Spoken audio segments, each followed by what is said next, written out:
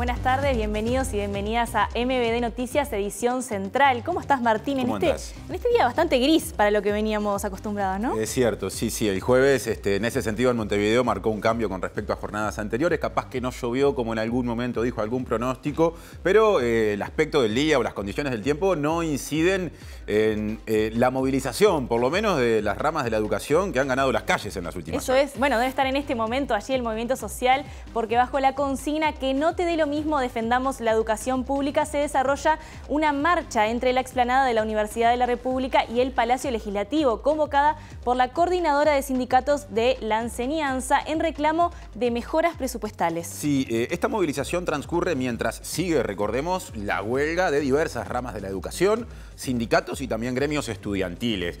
Las últimas modificaciones presupuestales mediante la rendición de cuentas son consideradas insuficientes, o sea que lo que pasó en las últimas horas no ha cambiado el panorama, y en el caso de la Universidad de la República hay una diferencia de cientos de millones de pesos entre lo pedido y lo asignado. Hablabas recién de la rendición de cuentas, sucedieron muchas cosas en estos últimos días y hoy también, ¿te parece que compartamos? Vamos a compartir los títulos con el resto.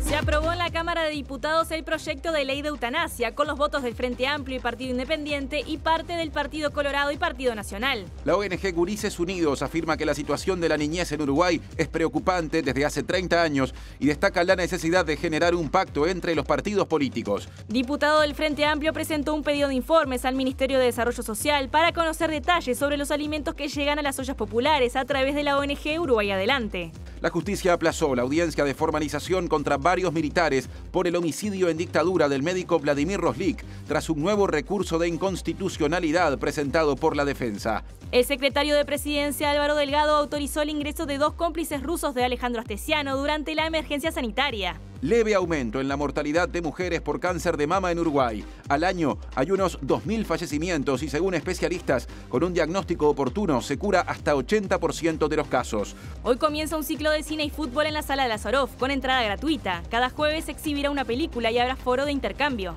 La Intendencia de Montevideo ofrece pasantías para estudiantes del Instituto Superior de Educación Física para participar en el programa ABC más Deporte y Cultura. Los países de la Organización de Estados Americanos pidieron apoyo para restablecer la seguridad en Haití y abogaron por un multilateralismo que combata la desigualdad.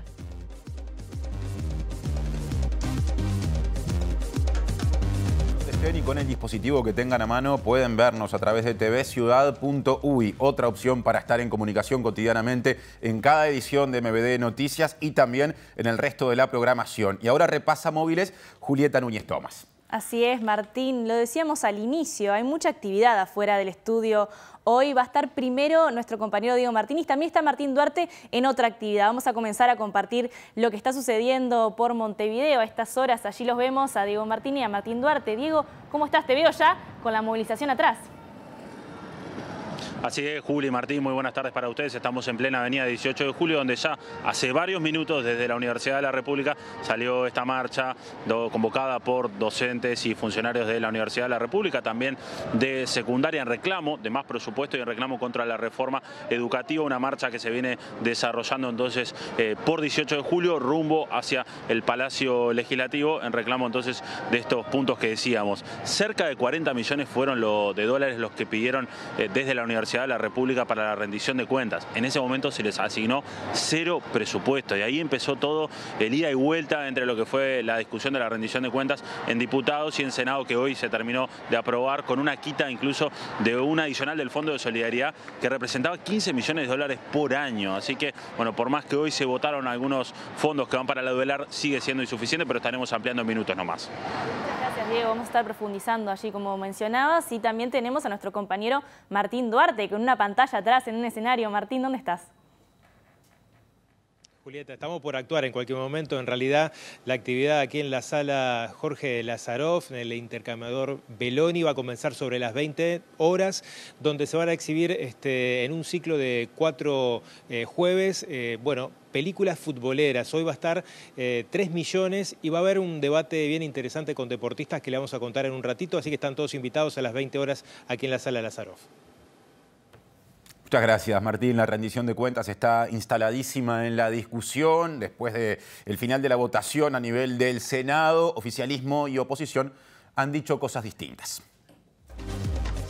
De cuentas que mejora el presupuesto para la educación, para la seguridad, para la salud, para la ciencia, para la tecnología, para la Universidad de la República, para la UTEC. Consolida un margen importante de incumplimiento de campaña, de lo que fueron promesas de campaña de este gobierno. Consolida además que es una rendición de espaldas a la gente, una rendición que en realidad vino con 0 peso para la Universidad de la República. Lo decíamos al inicio, en unos instantes nada más, la educación es uno de los grandes temas, no solamente de hoy, sino también de toda la semana. Y recién veíamos a nuestro compañero Diego Martini, que estaba allí en la movilización de la Coordinadora de Sindicatos de la Enseñanza del Uruguay. Diego, ahora sí, desarrolla lo que tenías para contarnos.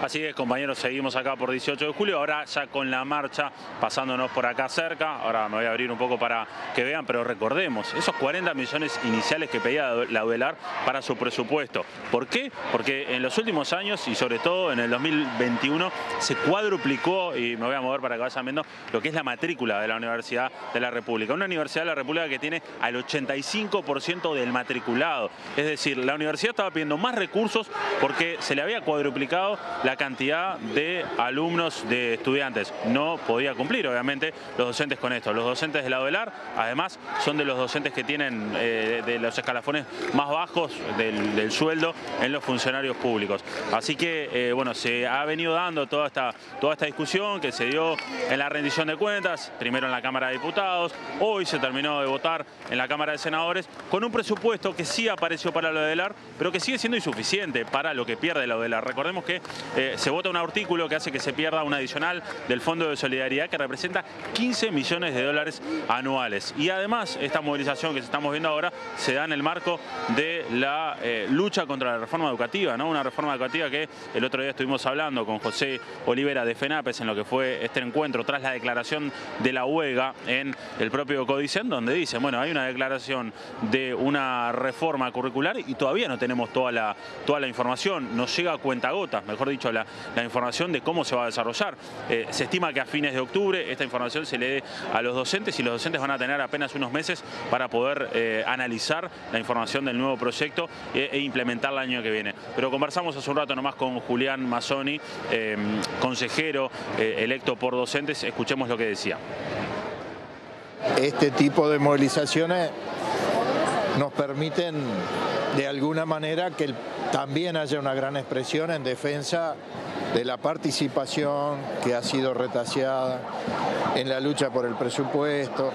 Entonces, como consejero electo por los docentes, tengo que estar aquí. Las autoridades cuando ahora votaron, las autoridades del oficialismo cuando votaron la rendición de cuentas, dice que bueno, que por lo menos a la UDELAR se le dio algo. Sigue siendo insuficiente ese algo que se le dio.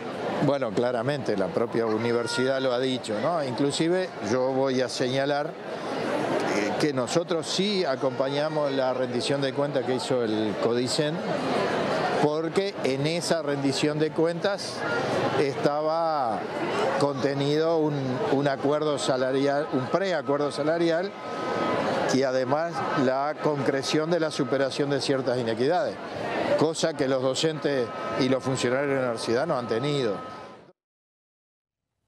Continuamos en tema, Martín. El sindicato docente de la Universidad de la República y los gremios estudiantiles manifestaron que los recursos asignados en la rendición de cuentas son insuficientes. Sí, y en el marco de la huelga universitaria, un equipo de MBD Noticias visitó la Facultad de Arquitectura, Diseño y Urbanismo de la Universidad de la República, que permanece ocupada. El docente Juan Alves afirmó que lo asignado no mejora los salarios. No somos trabajadores privilegiados, sino que mucho menos. Estamos en una situación que ya partimos de una situación precarizada, de desigualdad y de situaciones muy bajas. Hay docentes grado 1 y grado 2, en el torno del 65% que sostienen los trabajos en la universidad y las tareas de la universidad, con un grado 1 o grado 2, 20 horas, tenemos en el entorno de 17.000 pesos, cobramos. Por lo tanto, eso hace que apenas podamos pagar el alquiler y tenemos que buscar por otros lados y salir a buscar otros trabajos, y eso genera una espiral que termina al final de cuentas perjudicando la calidad de la educación. La estudiante Leila Hamed, del Centro de Estudiantes de Arquitectura, teme que la situación presupuestal pueda hacer que a futuro se vuelvan a instalar los cupos en algunos cursos y carreras que se dictan en su facultad.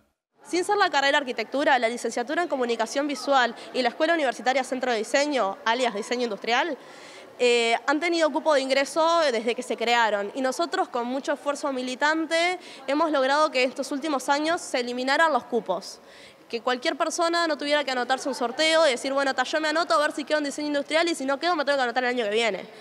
Que eso es un recorte que podemos ver, o sea, que nos viene inminente que vuelvan los cupos a las materias, que se pierda el doble dictado, que eso particularmente perjudica a los estudiantes que estudian y trabajan. Estamos felices de poder estrenar un nuevo espacio aquí en MD Noticias, edición central, una columna de la Usina de Percepción Ciudadana. Así es, desde hoy una vez por semana, además de las columnas habituales, sumaremos la de Juan Ignacio Dorrego que empieza a desarrollar su entrega de hoy. Juan, muchas gracias por estar acá. Buenas noches, Julieta, buenas noches, Martín, muchas gracias por el espacio. Vamos a estar compartiendo algunos datos de la Usina de Percepción Ciudadana, que como ustedes bien saben es una herramienta que recolecta datos a través de una metodología panel con alcance nacional a una población mayor de 18 años que, bueno, la caracterizamos según proyecciones poblacionales del Instituto Nacional de Estadística por sexo y edad. Así que todas las semanas vamos a tener alguna pieza de información para estar contándoles. Como ustedes habrán visto, a lo largo de esta semana hemos ya compartido algún material referido sobre todo a lo que tiene que ver con el jefe de custodia del presidente Lacalle, pero para el día de hoy tenemos alguna otra información que refiere a la situación de la educación en nuestro país, particularmente lo que hace a presupuesto para la Universidad de la República y los docentes. ¿Qué fue, Juan, y lo que le consultaron a la población en este caso en particular? Bueno, bien. Fuimos a esta muestra panel que tenemos y les consultamos cuán de acuerdo estaban con que el gobierno otorgue más presupuesto para contribuir a los salarios de docentes, a la contratación de nuevos docentes. Y esto era un poco los datos que tenemos para compartir con ustedes.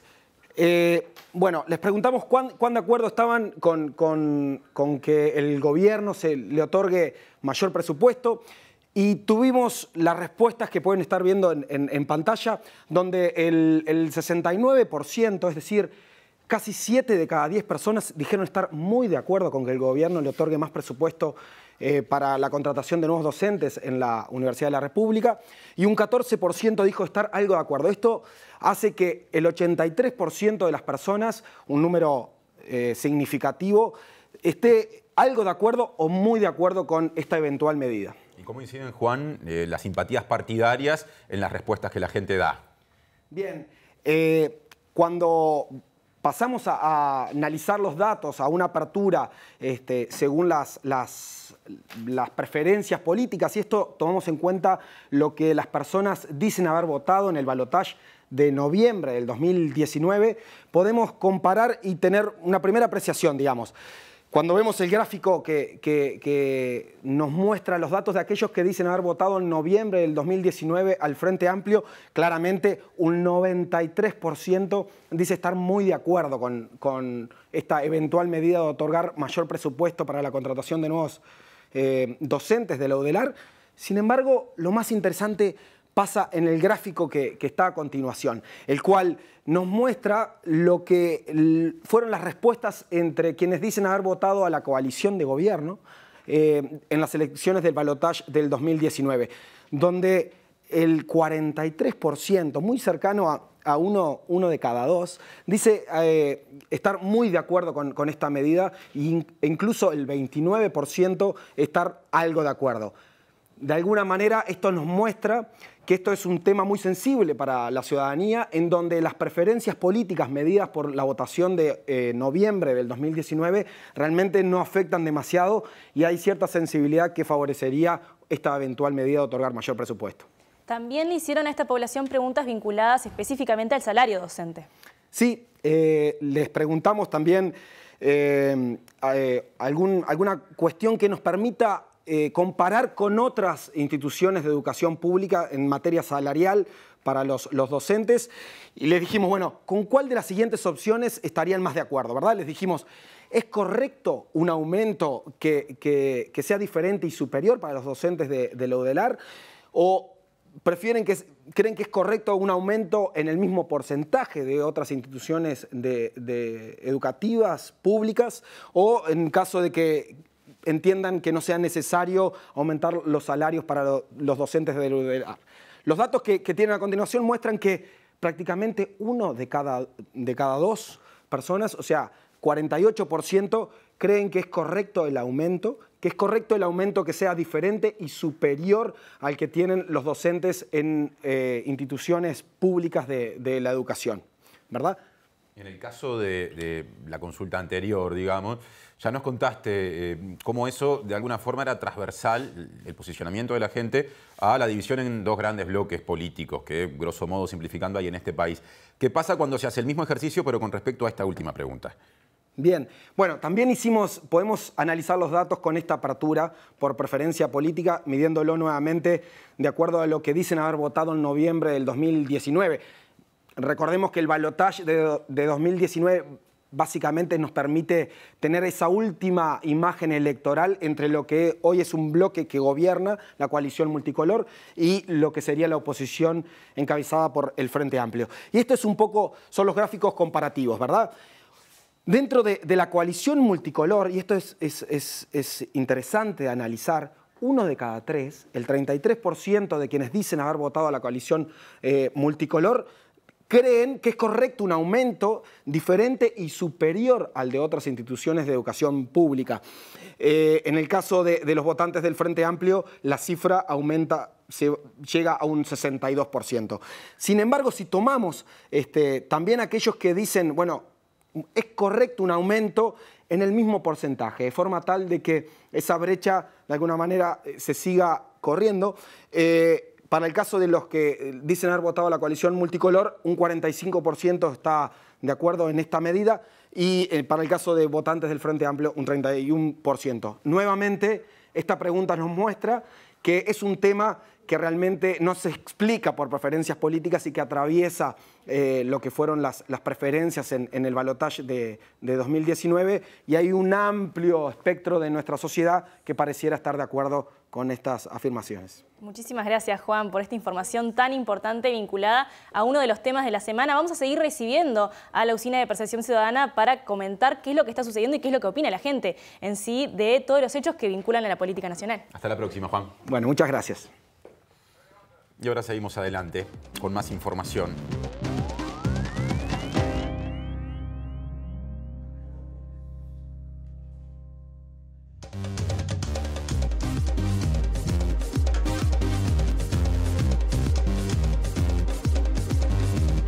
A la otra, Julieta. Así es, esto es MM Noticias el día de hoy. Vamos a recibir ahora a Germán de Agosto hablando de economía nuevamente, algo que adelantamos ayer pero que está bueno poder desarrollar. Claro, porque la inflación se aceleró en septiembre. ¿Cómo andás, Germán? Bienvenido. ¿Cómo andan? ¿Todo bien? Todo bien. Muy bien. Así es, tuvimos una aceleración no esperada de la inflación y ahora vamos a meternos justamente en la primera placa. Lo que vamos a ver es la inflación mensual fue de 0,8%. ¿Por qué fue sorpresiva? Porque se esperaba que fuera de 0,5%. ¿Sí?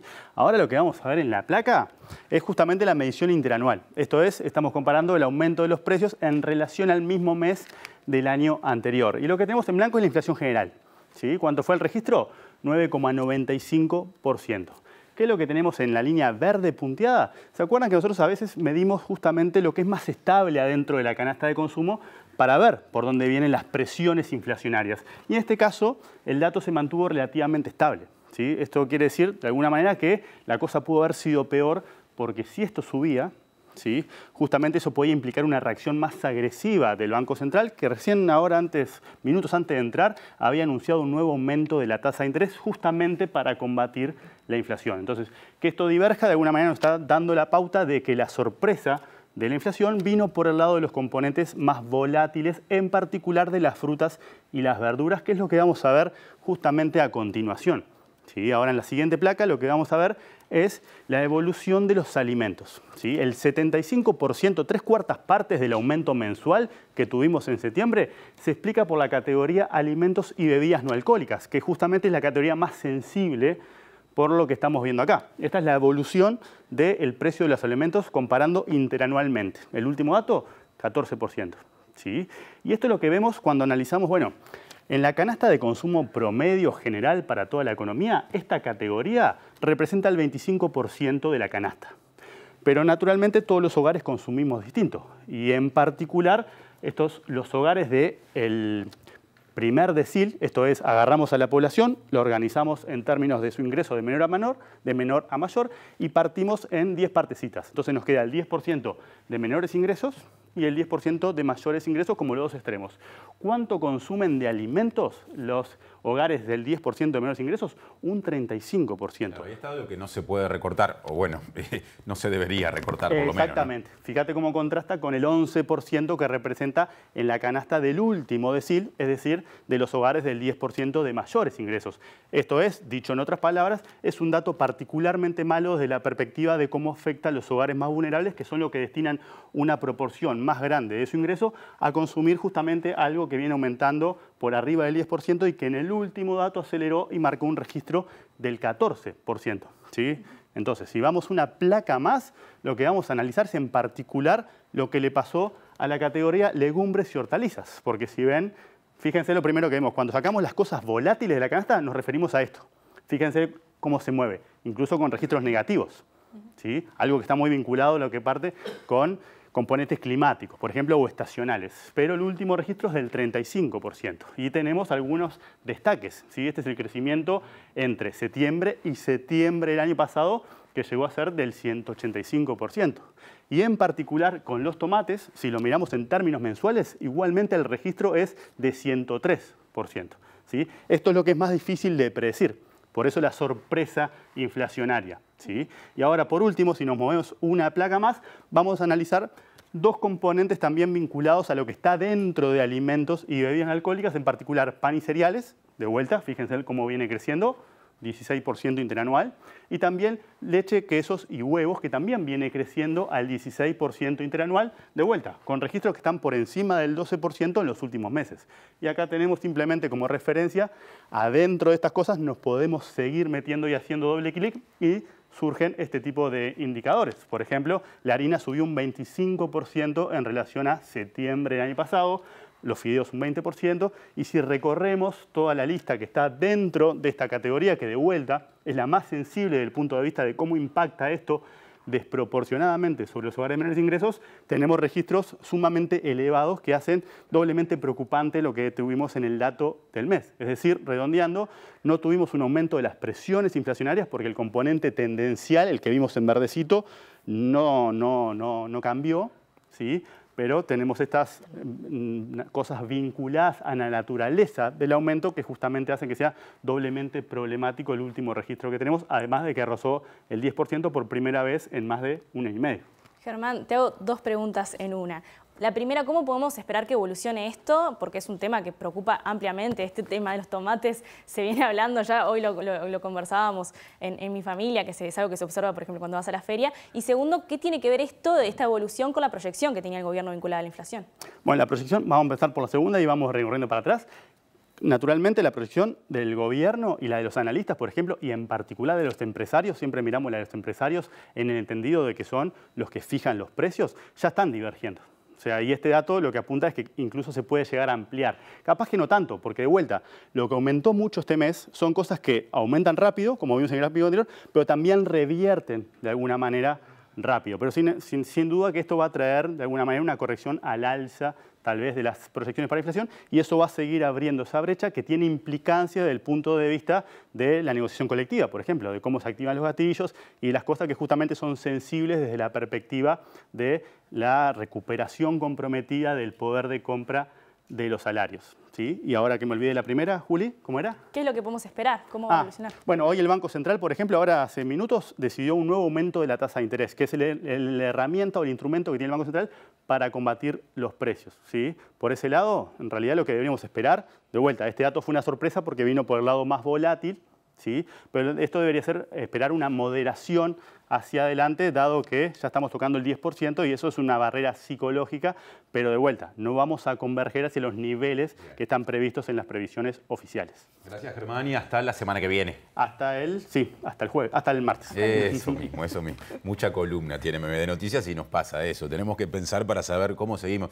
Seguimos con rendición de cuentas. Así ahora. es, sí. Vamos con uno de los temas, nuevamente uno de los temas de la semana. ¿Qué semana con cantidad de temas, la verdad? Vamos a contarles que tras la aprobación de la rendición de cuentas, el oficialismo considera que es positivo que se hayan podido asignar más recursos a la Universidad de la República. Claro, el senador nacionalista Gustavo Penades dijo que la rendición de cuentas, tal cual fue votada, atiende seguridad, salud, niñez y también el rubro educativo. Al gobierno se le están dando las herramientas que solicitó para enfrentar económicamente y financieramente el año 2023. Se conocieron las cifras de la ejecución presupuestal del 2022 y es una rendición de cuentas que mejora el presupuesto para la educación, para la seguridad, para la salud, para la ciencia, para la tecnología, para la Universidad de la República, para la UTEC. Para todos hay una partida suplementaria de dinero. Seguramente no es la que se quería, pero es una partida suplementaria que mejora en algo las finanzas de estos organismos para prestar un mejor servicio a la comunidad, sea cual sea la misión que deban de cumplir. Así que estamos satisfechos con dicha aprobación y la consideramos importante, porque además se da en un marco en el que no se han aumentado impuestos, se han reasignado partidas de dinero y esencialmente están direccionadas a lo que hoy entendemos la sociedad está requiriendo. ¿De dónde se sacó para darle a la universidad? Hay partidas en el presupuesto que no se ejecutan o que se ahorra dinero y entonces de ahí es que han surgido muchas de las partidas por las que se mejora el presupuesto del Hospital de Clínicas. Se votaron 160 millones de pesos suplementarios para extensión universitaria, para contratación de más docentes, para terminar o aumentar la presencia de la universidad en el interior. Hay 7 millones de dólares con la que se va a terminar un campus universitario en el departamento de Paysandú, en el que se va a poder cursar en su totalidad la carrera de medicina, por ejemplo. Así que son, creo que, cosas importantes. Y desde el Frente Amplio se entiende que la rendición de cuentas se votó de espaldas a la gente y que tiene carencias en educación, salud y también en presupuesto para ciencias. Así es, la senadora Sandra Lasso dijo que se sigue beneficiando a los Maya Oro y que se consolida un margen de incumplimiento de las promesas de campaña. Consolida un margen importante de incumplimiento de campaña, de lo que fueron promesas de campaña de este gobierno. Consolida además que es una rendición de espaldas a la gente, una rendición que en realidad vino con 0 peso para la Universidad de la República, con lo que eso significa de investigación, de formación. Bueno, de hecho durante la pandemia fue a quien acudimos, ¿verdad? Hubo que rascar y se rascó para sacar ese monto para la propia Universidad de la República, sabiendo que había otros lugares de donde sacar para colocar allí, porque de última el propio gobierno nos dice, y no solamente es parte de un relato, que hay buen nivel de exportaciones, hay buen nivel de depósito de dinero. O sea, que hay gente que no la está pasando tan mal. Yo creo que confirma que eso de los Maya Oro, que ahora lo de los Maya Oro no lo acuñamos nosotros. Digo, eso fue un dicho del presidente y en definitiva es lo que se está cumpliendo. Porque por el otro lado tenés que en políticas sociales, desde todo lo que tiene que ver con Ministerio de Desarrollo, no voy a hablar de los últimos acontecimientos en el recorte a las ollas, donde vemos que la lupa está siempre puesta ahí, ¿no? En los pobres y por otro lado se les pasan algunas cosas que son bastante escandalosas, ¿no?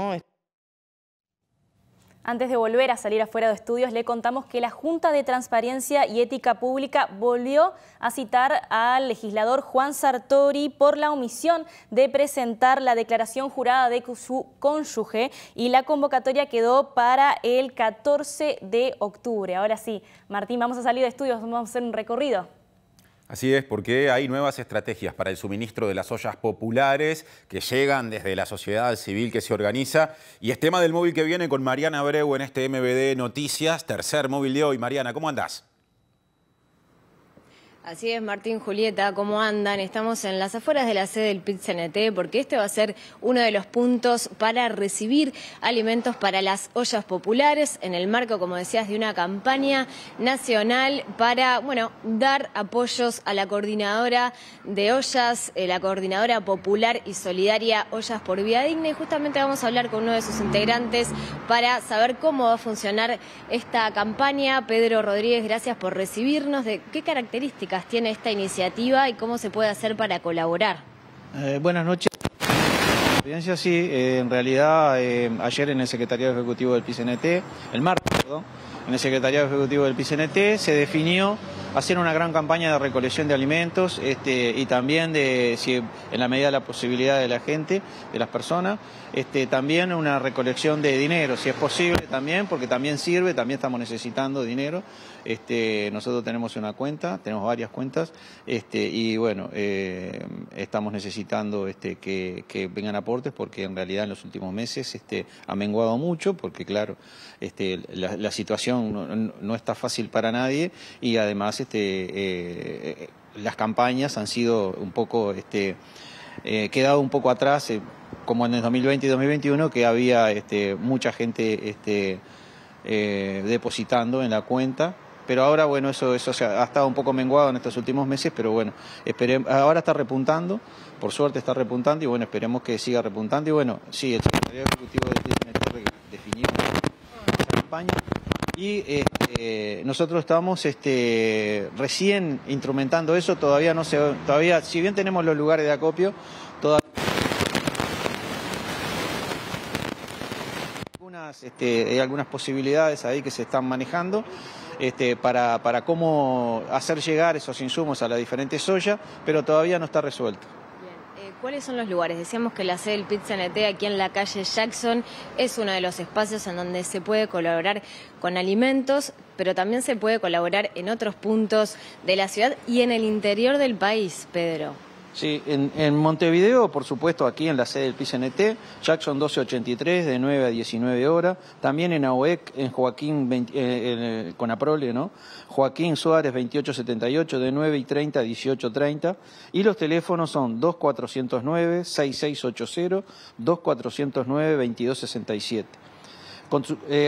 También hay en todos los sindicatos, en las carteleras, se están incluyendo los diferentes afiches y las diferentes solicitudes para que todos los compañeros de los sindicatos hagan recolecciones en cada sindicato. Después veremos cómo vamos a hacer la logística de poder llevar eso a las ollas, ¿no? Ya en mayo de 2021 se había hecho una campaña de similares características, que se había traído todo para el PIT-CNT, el lugar de acopio había sido la sede central del PIT-CNT, y después nosotros lo fuimos trasladando a los diferentes puntos para poder que llegara a toda la gente. Todavía no sabemos cómo se va a hacer eso, ¿no? Todavía está en discusión. Para finalizar, Pedro, hay una nueva logística por parte del Ministerio de Desarrollo Social en lo que respecta a la distribución de alimentos, que ya no va a ser, digamos, en vínculo con la coordinadora. ¿Cómo ven esta nueva logística? Nosotros ayer estuvimos entre martes y miércoles discutiendo este tema con toda la gente, participando en las reuniones, yendo a visitar a las diferentes redes. La gente estaba muy preocupada, profundamente preocupada y angustiada por la posibilidad de quedarse sin los insumos, pero bueno, empezaron a llegar mensajes de parte del Ministerio de Desarrollo en el cual se decía que los insumos iban a llegar. Lo que había que definir era si los iban a retirar de Uruguay adelante o los podían o los necesitaban que se los llevaran hasta la puerta. En la gran mayoría de nuestras ollas no hay posibilidad de ir a retirar a ninguna parte. La gran mayoría de las ollas no tienen con qué. Entonces eso se pidió que se llevaran a cada puerta de cada lugar, de cada olla. Eso aparentemente se está instrumentando, no lo sabemos todavía. Aparentemente se va a hacer.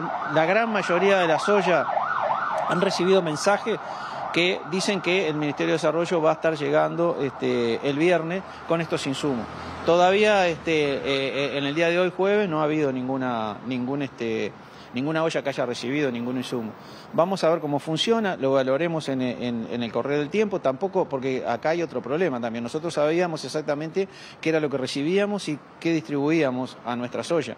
Hoy no sabemos qué es lo que va a venir y cómo va a venir, no lo sabemos eso, ¿no? Nadie nos informó eso, entonces estamos a la expectativa de cuál va a ser la disposición final de esta situación, ¿no? Nosotros tenemos 179 ollas distribuidas en todo el territorio de Montevideo y bueno, esperemos que lleguen a esos lugares, ¿no? Esperemos que eso porque ahora que el Estado y el MIDES se hizo cargo, queremos que realmente cumpla con eso que se hizo cargo, ¿no? Te agradecemos mucho por tu tiempo, Pedro Rodríguez. Si me dejas terminar, nosotros tenemos una plaquita acá en la cual queremos dar por lo menos las diferentes cuentas que tenemos nosotros para poder acceder a la Coordinadora Popular y Solidaria y depositar dinero. Una cuenta en el Banco República, que es Caja de Ahorro, 00-156-964 0004. Ese es el código. La referencia es Centro Social El Galpón de Corrales y se puede mandar un comprobante al mail comisionacopio@cps@gmail.com. Después también tenemos otra en Paganza, que es opción enviar dinero buscando ollas solidaridad.uy. Y después desde el exterior en PayPal, envía al usuario solidaridad.uy. Esos son los lugares donde nosotros tenemos para que la gente pueda enviar dinero. Muchas gracias y bueno, vamos a compartir también esta información a través de nuestras redes sociales para aquellos que quieran y puedan colaborar. Compañeros, volvemos con ustedes. Muchas gracias, Mariana. Así será y continuamos en tema porque les comentamos que el diputado Frente Amplista, Daniel Gerhardt, dijo que va a solicitar un pedido de informes al Ministerio de Desarrollo Social para conocer detalles sobre los alimentos que llegan a las ollas populares mediante la ONG Uruguay Adelante. Claro, entre otras cosas quiere saber cómo se seleccionan esos alimentos y dónde y cómo se compran. Y otro núcleo de preguntas tiene que ver con algo que ya ustedes anunciaban, que es que el presidente de la asociación civil, conocido como ONG, estaba percibiendo un sueldo por ese rol. Y eso es ilegal. Parece que se es muy fuerte con los débiles y muy condescendientes con los fuertes. La lupa puesto en la información, en que esté todo en regla referida a las ollas. Estamos hablando de militantes, ¿verdad? Que hace 2 años y medio, en plena pandemia, arriesgando su salud, dando de su tiempo, están siendo solidarios, combatiendo el hambre y la carestía en nuestro país. Pero por otro lado, no cayó por ahora el convenio con Uruguay Adelante, que violó la ley. No es habría violado, no, violó la ley. Dos cómplices del ex jefe de la custodia policial, Alejandro Basteciano, ingresaron a Uruguay mientras regía la prohibición de ingreso para personas extranjeras producto de la emergencia sanitaria. Es así, y esto se dio tras una resolución del 11 de junio de 2021 a la que accedió el periodista Antonio Ladra, que está firmada por el secretario de Presidencia, Álvaro Delgado. En enero de 2021, el Poder Ejecutivo determinó que el presidente Luis Lacalle Pou, actuando con el ministro o ministros respectivos, autorizara el ingreso al país de aquellas personas que se amparen en alguna de las excepciones establecidas en un decreto de marzo de 2020, cuando el gobierno prohibió por primera vez el ingreso de extranjeros al Uruguay. También se cita otro decreto promulgado en junio de 2020 que detallaba las excepciones. De esta forma, podrían solicitar el ingreso al país los extranjeros residentes, tripulaciones de aeronaves y prácticos de buques, choferes afectados al transporte internacional de bienes, mercaderías, correspondencia, insumos y ayuda humanitaria y sanitaria, diplomáticos acreditados ante el gobierno uruguayo o ante organismos internacionales con sede en el país, etc. El 11 de junio se autorizó el ingreso de 43 personas, entre ellas 2 cómplices de Alejandro Basteciano. Se trata de Oselia Dusmelia y Andrés Kastanov, 2 ciudadanos rusos imputados en la causa de falsificación de pasaportes que están en la lista de ingresos permitidos firmada por el secretario de Presidencia, Álvaro Delgado. Que no te dé lo mismo, defendamos la educación pública, es la consigna de la movilización que se desarrolla en el centro de Montevideo, cercanías de Palacio Legislativo a esta hora. Está Diego Martini para MBD Noticias, desde el comienzo siguiéndola. Adelante, Diego. Así es, compañeros, estamos precisamente en 18 y Paraguay, en la intersección de 18 donde dobla la marcha rumbo hacia el Palacio Legislativo. Estamos con Emiliano Mandasen de FENAPES. Emiliano, muchas gracias por atendernos. Bueno, ¿cómo se viene dando todo? Bueno, una movilización multitudinaria realmente. Debemos destacar lo que viene pasando en el día de hoy, en el correr de la semana, con movilizaciones muy importantes de la universidad, de diferentes sindicatos, de los estudiantes. Y bueno, creemos que el gobierno está a tiempo de instalar urgentemente un ámbito de negociación que logre de alguna manera entrar, establecer un diálogo, porque lo que está ocurriendo es un gobierno y una transformación educativa cada vez más aislada, con un recorte presupuestal muy importante, pero además con un recorte en lo que son los derechos, el derecho a la movilización, a las organizaciones estudiantiles y también un profundo retroceso pedagógico en lo que refiere a la política educativa. Entonces nos parece que hay que reaccionar, la prueba está en la calle. Hay además señales muy claras del gremio docente, por ejemplo la TD de primaria acaba de bajarse en el día de ayer de los equipos técnicos que están elaborando los programas, la TD de secundaria ya lo había hecho, entonces hay serias dificultades y no se puede discutir un tema de esta profundidad aislándose y diciendo lo voy a aplicar igual, sin dejar de reconocer la legitimidad del gobierno, pero hay correlaciones de fuerza en las calles que cambiaron y hay que dar una señal clara, hay que instalar la próxima semana un ámbito de negociación real que construya otro tipo de elementos y que planifique elementos que hagan mejorar la educación pública, defender la Universidad de la República, pero no de esta manera. Entonces, bueno, nos parece que esta movilización, que es multitudinaria, repito, tiene que servir para destrabar esto de una vez por todas. Gracias, Emiliano. Gracias a ustedes. Muy bien, pasaba Emiliano Mandasen de FENAPES y con estas imágenes de Joaquín Seoane nos vamos por acá rumbo al Palacio Legislativo, donde va la marcha. Volvemos a piso cuando ustedes quieran.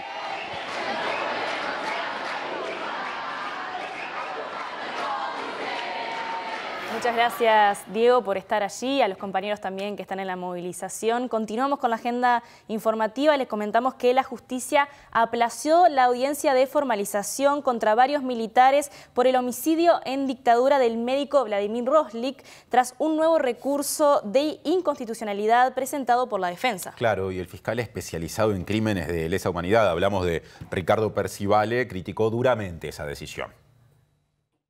La jueza de Fraiventos, Carolina Machado, había fijado para fines de septiembre la audiencia de formalización contra 7 militares por el homicidio del médico Vladimir Roslik en 1984. Sin embargo, una excepción de inconstitucionalidad presentada por otros 4 militares volvió a obstaculizar la indagatoria. La magistrada entendió que el recurso tenía efecto suspensivo sobre el proceso y elevó el expediente a la Suprema Corte de Justicia. La decisión fue cuestionada por el fiscal Ricardo Percivale bajo el argumento de que se realizó una interpretación piedeletrista de la norma, vulnerando la normativa internacional en materia de derechos humanos.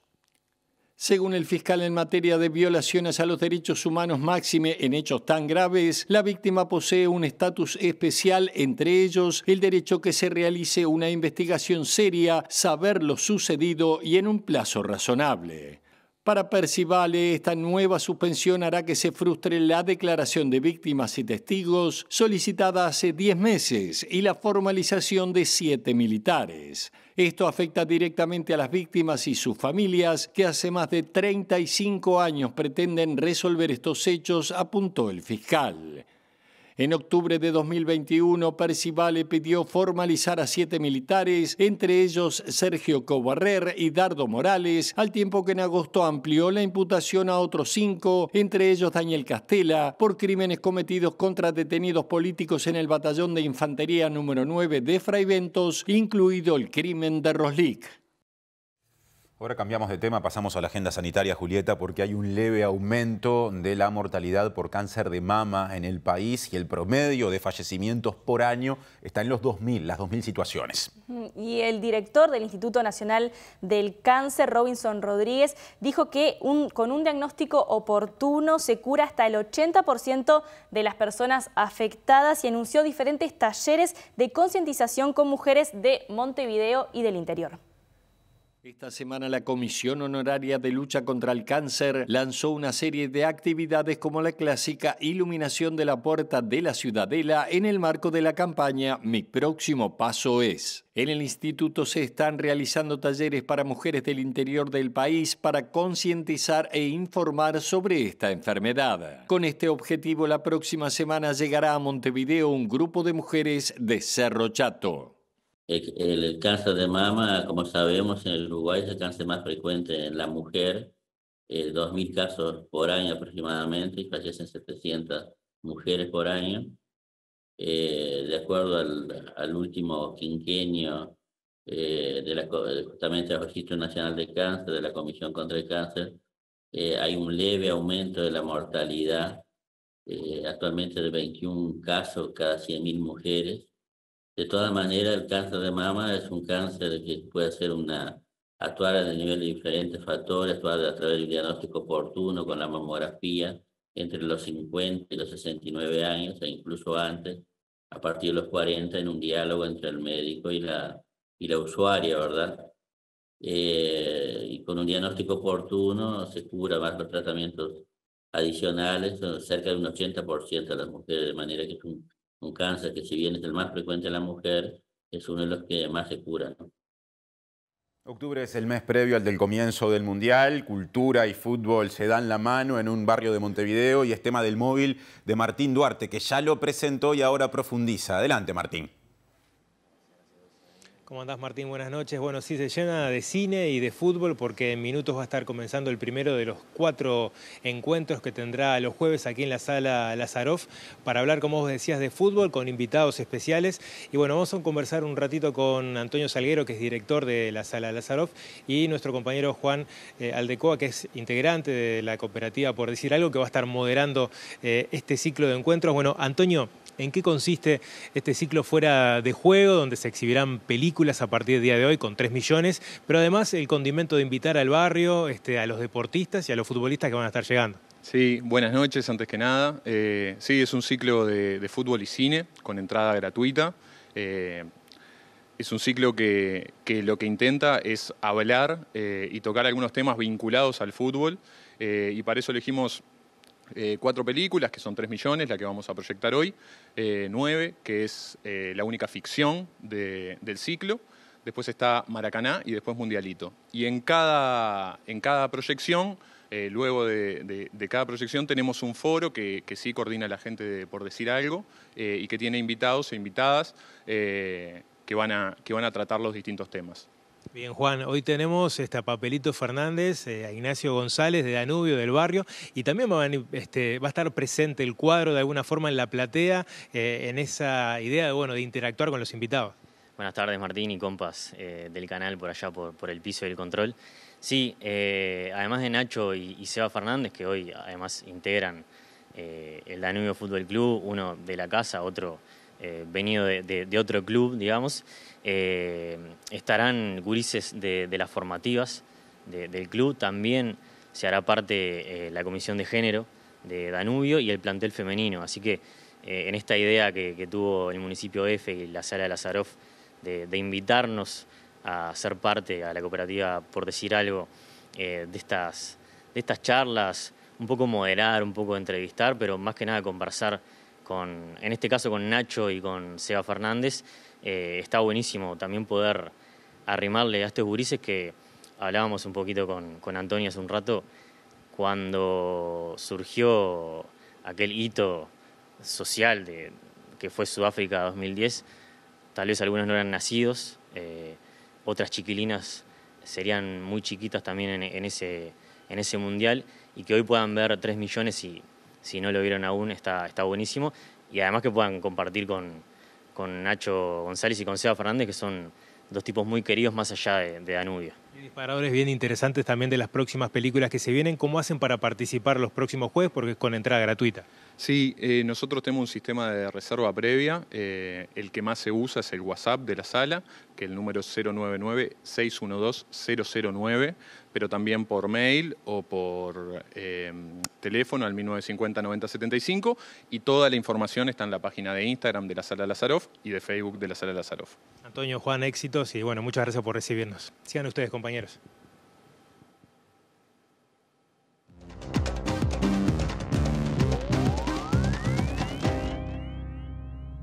¿Qué tal? Buenas noches. Abrimos nuestro capítulo internacional con la Asamblea General de la OEA que se está desarrollando en Lima, Perú, donde son varios los temas abordados, pero fundamentalmente el ataque a la pobreza y la desigualdad en América Latina fue el planteo que hizo el canciller peruano César Landa como uno de los grandes temas abordados en esta asamblea. Por supuesto que hubo otros, por ejemplo, un llamado a actuar rápidamente para atender la situación de Haití, un país martirizado por la violencia, por la desigualdad, por los intereses de las potencias del mundo y que sigue en una saga realmente dramática. Por otra parte, el secretario de Estado norteamericano Antony Blinken anunció ayudas económicas para aquellos países del continente que acojan a los migrantes y también para reforzar sus fronteras. Mientras tanto, en las calles de Lima hubo marchas contra el progresismo que está proponiendo la OEA.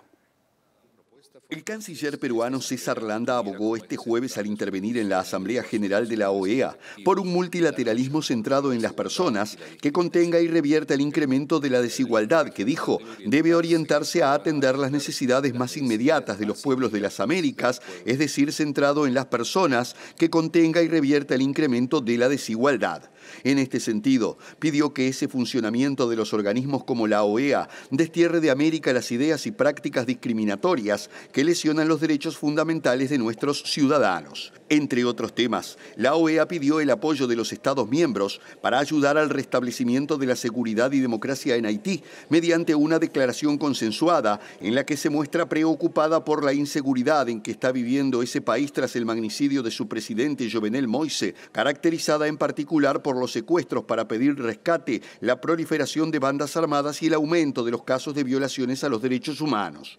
El secretario de Estado norteamericano Antony Blinken, por su parte, anunció este jueves que su país destinará otros 240 millones de dólares en ayuda humanitaria para que los países del continente asistan y acojan a los inmigrantes que pasan por su territorio, así como para que refuercen sus fronteras. El jefe de la diplomacia estadounidense advirtió asimismo que cada vez hay más líderes antidemocráticos en la región e hizo un llamamiento a dejar de lado las ideologías para defender la democracia. Mientras tanto, miles de personas protestaron en Lima para mostrar su rechazo a la agenda progresista de la OEA en una marcha convocada por movimientos sociales conservadores, quienes lanzaban consignas en contra de la ideología de género y la legalización del aborto.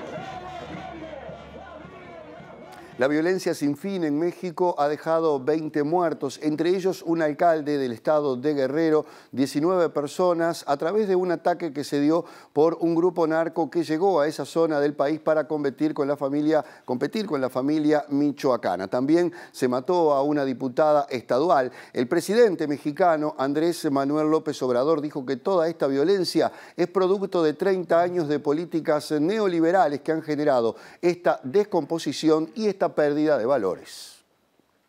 El asesinato fue confirmado inicialmente por la dirigencia del Partido de la Revolución Democrática, al que pertenecía el alcalde Conrado Mendoza, con una esquela en la que exige justicia, mientras que el gobierno de Guerrero, mediante la Mesa de Coordinación para la Construcción de la Paz, emitió un comunicado en el que condenaba los hechos. El ataque se lo adjudicó el grupo criminal Los Tequileros, que minutos después del hecho difundió un video en redes sociales en el que anunció su regreso a esa región de producción y trasiego de droga que se disputa con la familia michoacana, grupo delincuencial del vecino estado de Michoacán.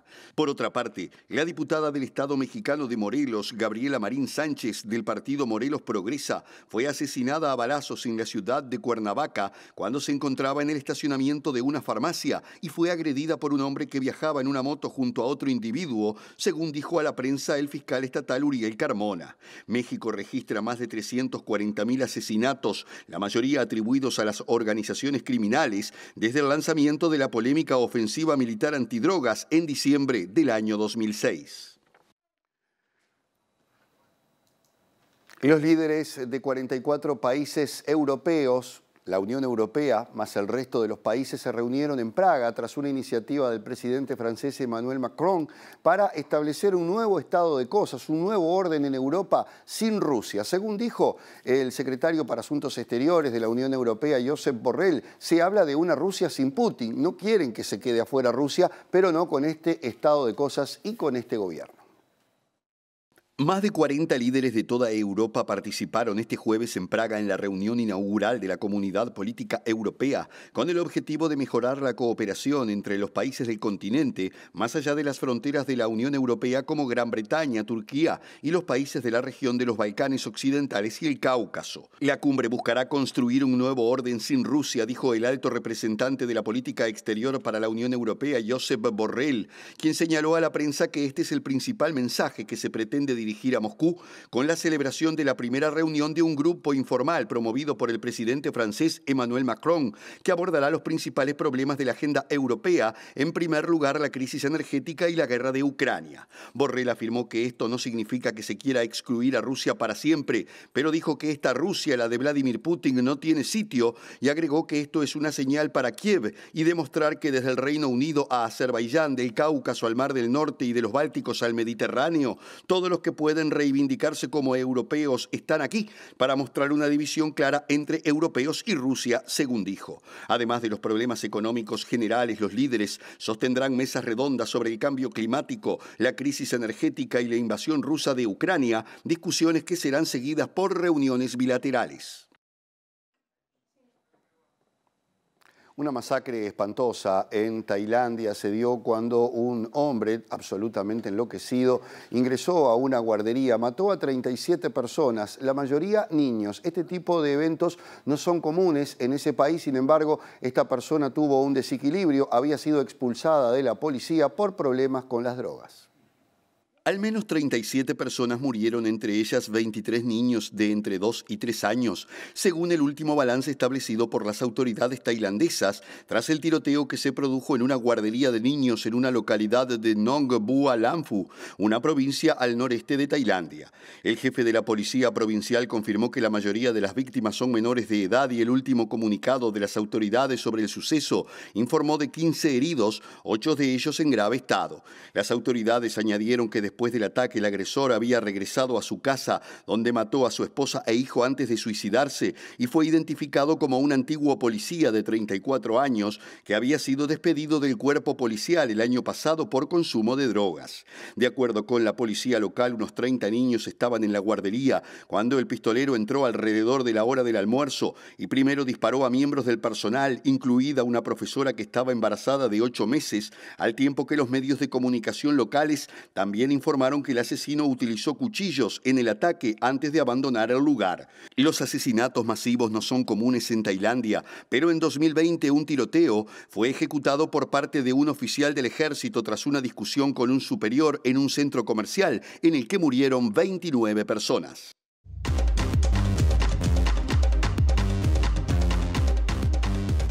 Ahora el segundo bloque está en marcha. Así es, Martín, y vamos a volver a la agenda legislativa porque tras 16 horas de discusión se aprobó en la Cámara de Diputados la ley de eutanasia. Tuvo varias modificaciones, pero nos comentaban desde Empatía Uruguay, el colectivo que acompañó esta iniciativa legislativa, que mantiene el espíritu original de la redacción. Recibió, mejor dicho, el proyecto el voto afirmativo de la totalidad del Frente Amplio, de la mayoría del Partido Colorado, de algunas personas en minoría dentro del Partido Nacional, del diputado del Partido Independiente, del diputado del Partido de la Gente, y tuvo el voto en contra de todas las partes no mencionadas antes, más la totalidad de Cabildo Abierto y el Partido Ecologista Radical Intransigente.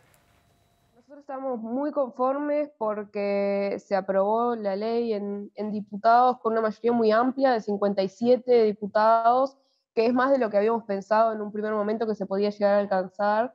Así que estamos súper satisfechos de que haya habido legisladores de varios partidos votando, también del Partido Nacional, del Partido Independiente, del Partido Colorado y del Frente Amplio. O sea, la verdad es que si bien fue un poco agotador por momentos, estamos muy contentos de que hayamos pasado esta etapa y ahora con ganas de redoblar para lo que se venga para adelante.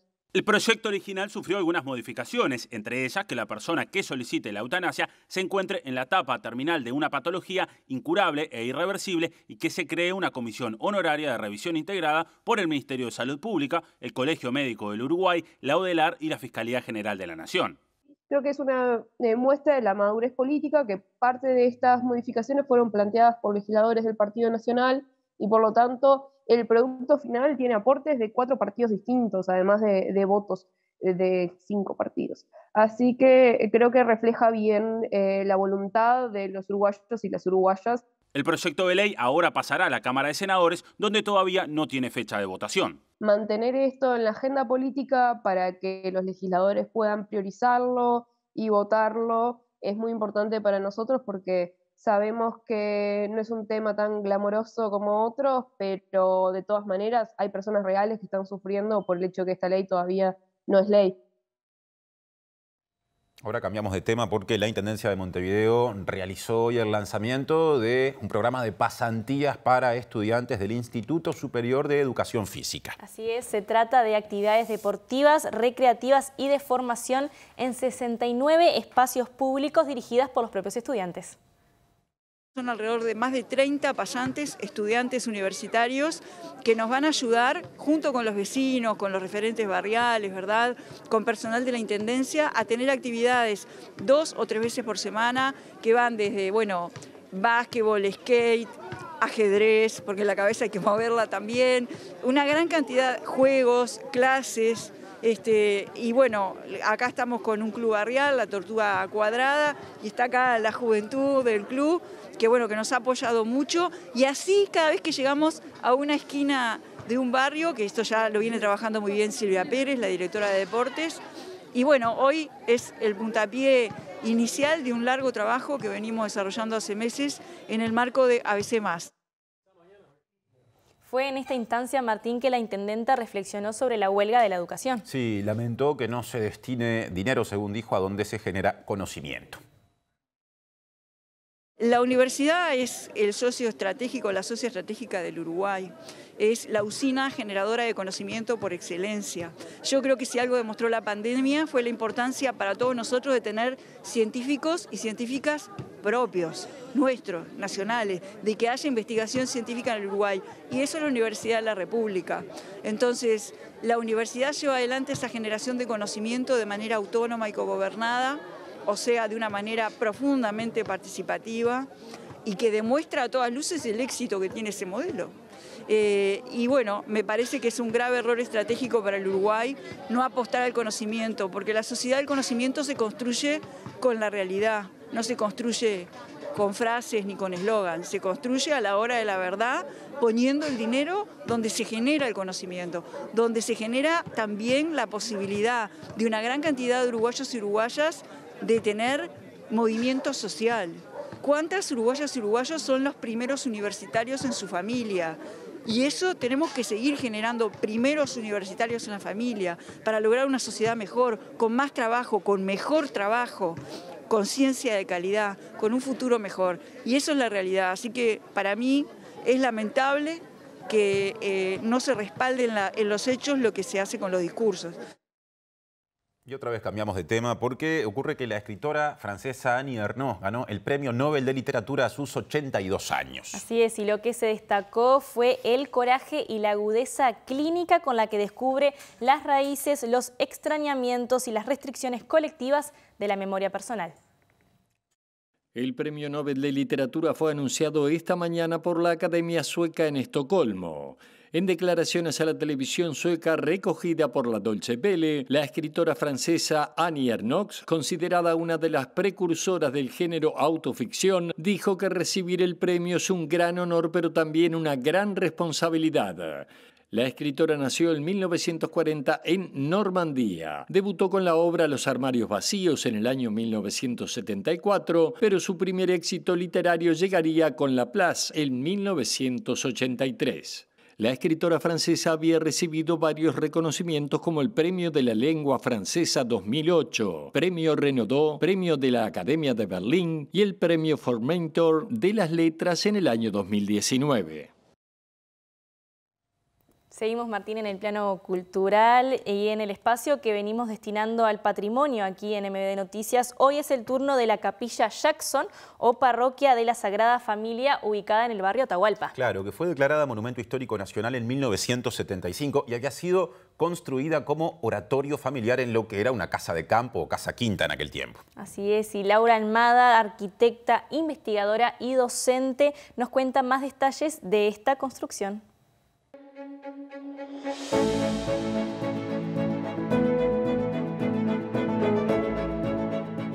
Es como una pequeña joyita que tenemos, íntegramente diseñada en un estilo neogótico, ¿verdad? Que recoge el gótico medieval, francés, por supuesto.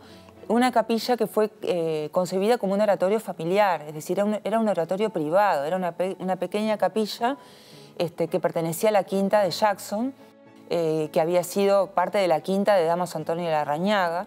Entonces también tiene una historia muy linda porque es un espacio que formaba parte entonces de un jardín privado de esa vieja quinta y luego se transformó en una pieza, digamos, de impacto más a nivel montevideano, digamos, ¿no?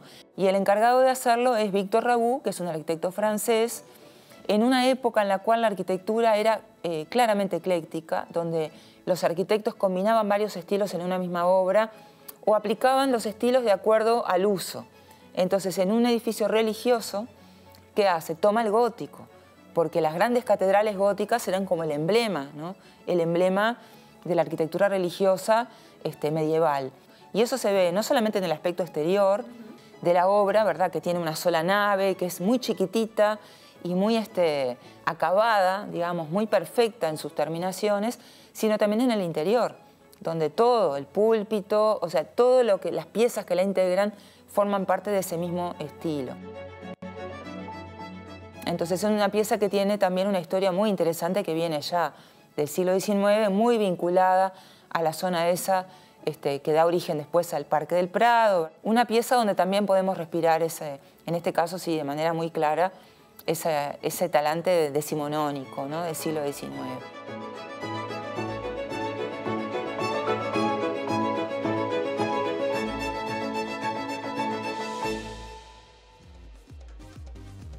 Vamos llegando, Martín, al final de la edición de hoy. Les recordamos que en lado B, en minutos nada más, va a estar Víctor Hugo Morales, pero tenemos algo para decir antes de irnos. Es cierto, antes de la entrevista que va a estar haciendo Wilmar, vamos a repasar el pronóstico del tiempo extendido a las próximas 72 horas, así que ya estamos viendo con ese fondo de la ciudad de Montevideo lo previsto para mañana viernes, puerta del fin de semana, 7 de octubre, 12 grados de mínima, prevé Inumet para Montevideo y área metropolitana y 22 de máxima. El sábado 8 de octubre va a haber una mínima de 13 y una máxima de 20 grados. Va a estar bastante nuboso, parece. Sí, es cierto, no tendremos el mejor fin de semana. Eso, en ese sentido, los pronósticos hace tiempo vienen anunciándolo. El domingo mejora un poquito, por lo menos en la capital y cercanías. 9 de octubre con 6 grados de mínima. Atención porque baja la temperatura y 17 de máxima. Así es, y ahora sí, nos retiramos, como les estábamos contando hace unos segunditos nada más. Vamos a estar esperándolos nuevamente mañana. Es cierto, misma hora y mismo canal, 7 de la tarde. Así es, Martín. Que tengas buenas noches. Que pasen bien, gracias por estar.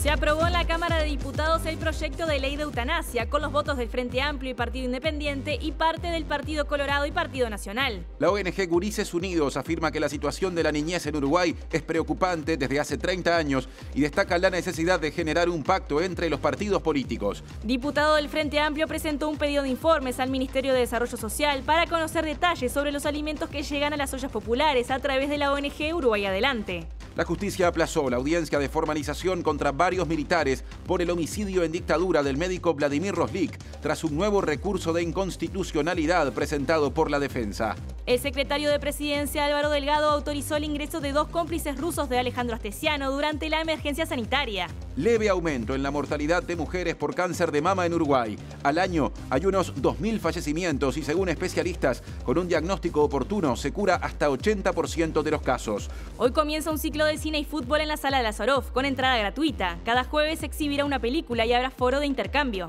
La Intendencia de Montevideo ofrece pasantías para estudiantes del Instituto Superior de Educación Física para participar en el programa ABC Más Deporte y Cultura. Los países de la Organización de Estados Americanos pidieron apoyo para restablecer la seguridad en Haití y abogaron por un multilateralismo que combata la desigualdad.